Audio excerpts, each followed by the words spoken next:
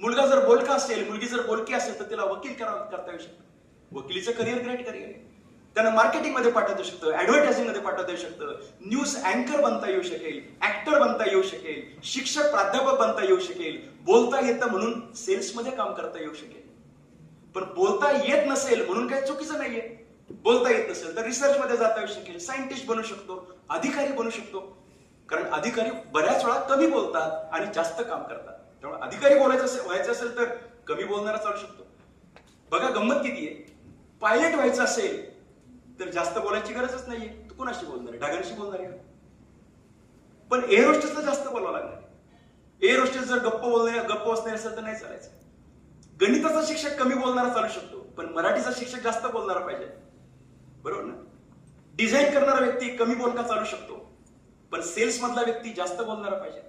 न्यायाधीश कमी बोलणारा चालू शकतो, पण वकील जास्त बोलणारा पाहिजे. लेखक कमी बोलणारा चालू शकतो, पण वक्ता जास्त बोलणारा पाहिजे. याचा अर्थ आपल्या मुलांच्या स्वभावाप्रमाणे आपल्याला करिअर निवडावं लागेल.